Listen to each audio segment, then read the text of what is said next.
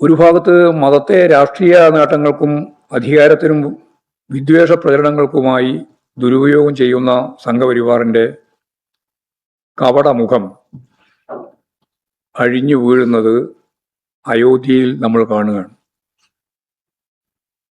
ഇവിടെ RSകാർ കേരളത്തിൽ നമ്മുടെ ഗവൺമെന്റിന്റെ ഭാഗമായിട്ട് നിൽക്കുന്ന ദേവസ്വം ബോർഡിന്റെ ഭാഗമായിട്ടുള്ള ക്ഷേത്രങ്ങളെല്ലാം ഞങ്ങൾ വിശ്വാസികൾക്ക് വിട്ടുതരണം എന്ന് നിരന്തരമായി പറഞ്ഞുകൊണ്ടിരിക്കുമ്പോഴാണ് നമ്മൾ ഈ വാർത്ത കേൾക്കുന്നത്.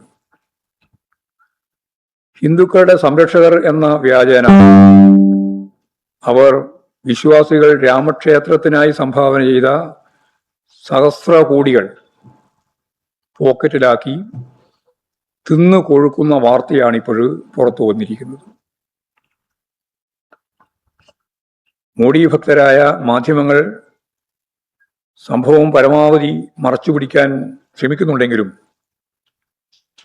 സംഘപരിവാർ വിഭാഗത്തിൽ തന്നെ ക്ഷേത്ര കൊള്ളയിൽ അതിശക്തിയായിട്ട് വിമർശനം നടത്തുന്ന വലിയ രീതിയിലുള്ള എതിർപ്പ് പ്രകടിപ്പിക്കുന്ന വിഭാഗം അതിൻ്റെ അകത്ത് തന്നെ കാര്യങ്ങൾ പുറത്ത് കൊണ്ടുവരുന്നതിന് വേണ്ടി അഴിമതി വലിയ സ്വർണ ഗതകളും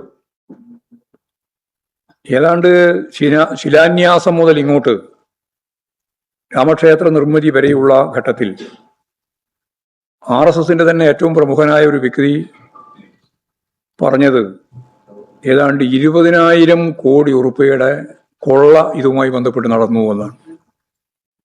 വേറെ പുറത്തു നിന്നുള്ള ആരെങ്കിലും അല്ല, ഇതിൻ്റെ അകത്ത് തന്നെയുള്ള ആളുകൾ അവരുടെ അനുഭവത്തിന്റെ വെളിച്ചത്തിൽ വിശദീകരിച്ചതാണ്. 20,000-ഓളം കോടി ഉറുപ്പിക സ്വർണവും വെള്ളിയും മറ്റ് വിവിധ സാധനങ്ങളുമായിട്ട് പണവും. അവിടെ കിട്ടുന്ന പണമൊന്നും കൃത്യമായിട്ട് റെസീറ്റ് ചെയ്ത് സൂക്ഷിക്കാനോ ഈ സംവിധാനത്തിന്റെ ഭാഗമാക്കി മാറ്റാനോ സാധിച്ചിട്ടില്ല.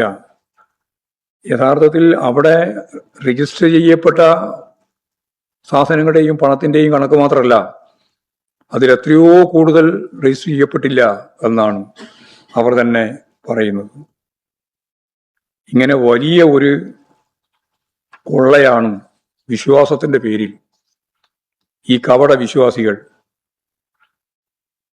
RSSന്റെ സംഘപരിവാറിന്റെ ഏറ്റവും പ്രധാനപ്പെട്ട പ്രമുഖരായ സാർവദേശീയ ദേശീയ നേതാക്കൾ ഉൾപ്പെടെ കൈപ്പിടിയിൽ ഒതുക്കിയിട്ടുള്ളത് എന്ന കാര്യം ഇപ്പോഴും പുറത്തു വന്നിരിക്കുകയാണ്. ക്ഷേത്ര കൊള്ളയിലെ ഏറ്റവും വലിയ കൊള്ള അയോധ്യയിലാണ് നടന്നത് എന്ന് അവർ തന്നെ പറയുന്ന നിലയിലേക്ക് കാര്യങ്ങൾ എത്തിയിരിക്കുന്നു. ഇതാണ് പൊതുവായിട്ട് പറയാറ്.